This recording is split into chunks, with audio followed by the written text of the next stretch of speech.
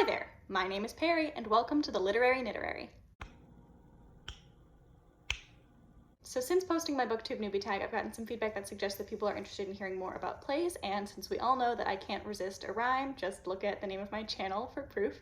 That brings us to today's video entitled Gays in Plays, in which I will be giving you 3 little mini reviews of plays with queer characters, content, or themes.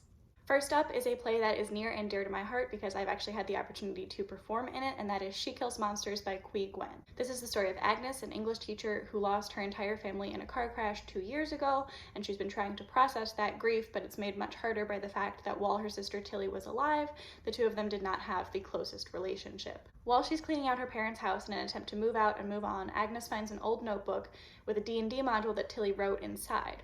Naturally, she goes to seek out a dungeon master in order to play this campaign and get to know her sister. The rest of this play is basically a live-action quest through this D&D module played out for you on stage as Agnes tries to get to know the sister she's lost and cope with her grief. And one of the things Agnes discovers throughout the course of the play is that Tilly was a lesbian. I'm not going to say this play is the perfect paragon, be-all, and end-all of queer representation.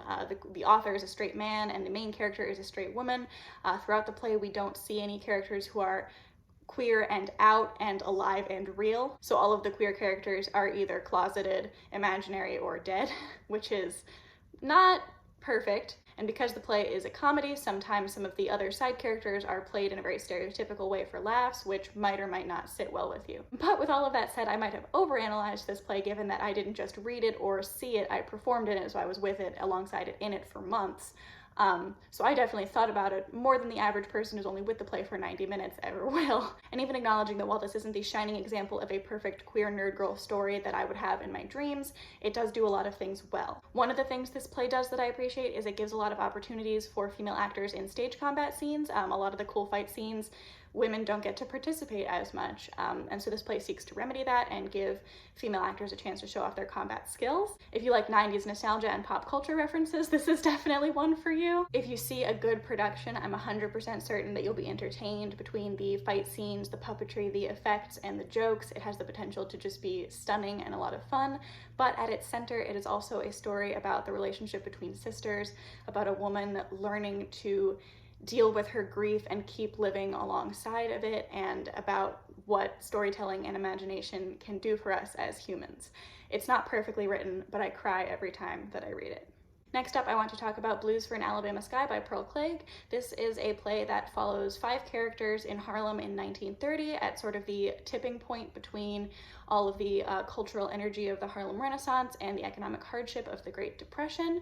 It follows Angel, who is a blues nightclub singer who's just lost her job, Guy, her friend, who is a costume designer, who also happens to be gay, Delia, who is their neighbor, who is trying to open a family planning clinic in their neighborhood, Sam, a doctor who works in the neighborhood, and Leland, who has just moved to Harlem from Alabama and is immediately attracted to Angel. The sort of catalyst of the play is when Angel loses her job at the nightclub and she loses her place to live because her boyfriend breaks up with her. So Guy is helping her home, and then the two of them run into Leland, who offers to help, and then things sort of go from there. The play is about the development of their relationships, about these characters, some of whom are chasing their dreams or trying to make the world a better place, or even just trying to survive. A lot of the play is about reproductive rights and economic hardship, but also about how race intersects with both of these things.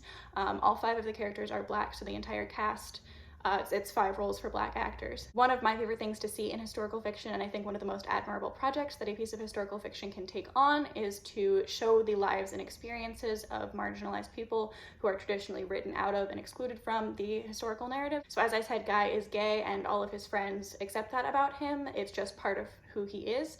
Leland, the new guy, cannot accept it, and so there's some tension between the two of them, but basically it's just nice to see a queer character in the past, because we often labor under this false assumption that gay people didn't exist until the 80s or something, which is absurd. This is a really powerful story with a beautifully bittersweet ending. It's really interesting because if the play had ended on one scene, the play would have been a tragedy, but because it keeps going for another scene after that, you see how all of these characters move on with their lives, have to move on with their lives after this terrible tragic event that takes place. I'm not going to spoil it for you.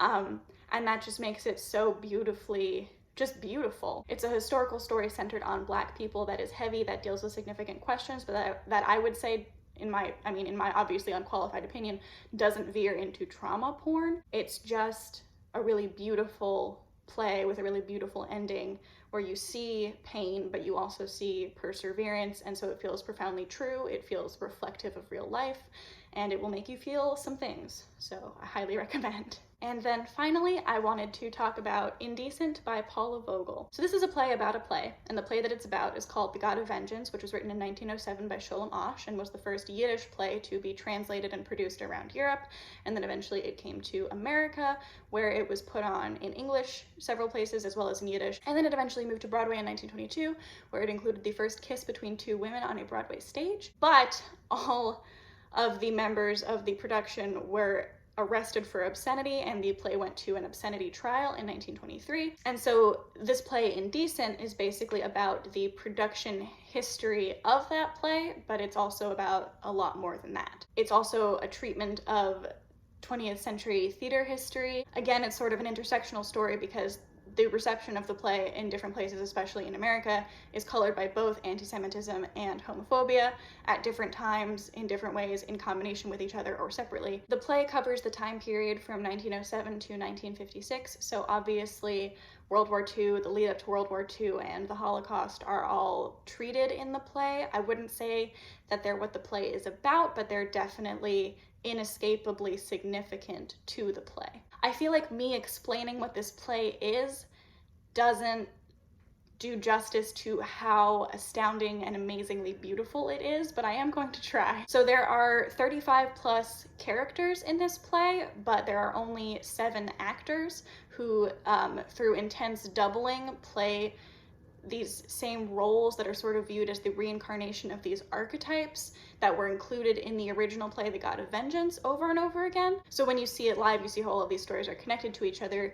because you see the same actors taking on different characters, and that highlights the similarities or the parallels between those characters and those stories. There's music and singing and dance. There is really creative use of projections to deal with the variety of languages spoken at different points in this play. So the play within the play, God of Vengeance, is about a family, and the father owns a brothel and they live above this brothel, and they've been trying to marry their daughter off, but they can't because the father owns a brothel. But then finally his money talks and he manages to convince the matchmaker to find a match for his daughter, but they've been counting on her purity, and it turns out that she's been carrying on a relationship with one of the prostitutes downstairs, and the two of them are in love. So that play is very much about hypocrisy, but it's also about the relationship between those two women, and as I said, it was the first kiss between two women on Broadway, and that relationship between the two women, their love for each other, is central to what the play means to the characters in Indecent and how they feel about the play and what happens with the play. At its heart, this is a play about a story and what that story meant to the people whose lives it touched. It's a play about what theater does for us, and once again, say it with me, about what storytelling does for us. Like, that's what I like in a piece of art. This is another one that I cry every single time I read it, and I've seen it live and I wept so much. I don't even have the words for how beautiful and gut-wrenching and amazing this play is. Like, if you ever want to consume something that will make you motivated to create art, read or watch this play. Like, that will do it, because that's what it's about. It's about what storytelling does for us and how theater is basically the act of telling a story with your community. Again, I seem to lose all of my words when trying to explain just how much this play means to me, so I'm going to end by reading a quote from a review on the back, which is from the New York Post, and says, "Indecent is more than a play about forbidden love, it's about theater as a life force." This is supremely beautiful and heartbreaking, and I can't recommend it enough. Okay guys, that is it for today. Let me know in the comments below if you have read or seen any of these plays or what your favorite play is. Please consider subscribing if you liked it, and I will see you all again soon. In the meantime, I hope that everybody is staying happy, healthy, and safe, and I hope that somewhere out there is a great book waiting just for you. Bye!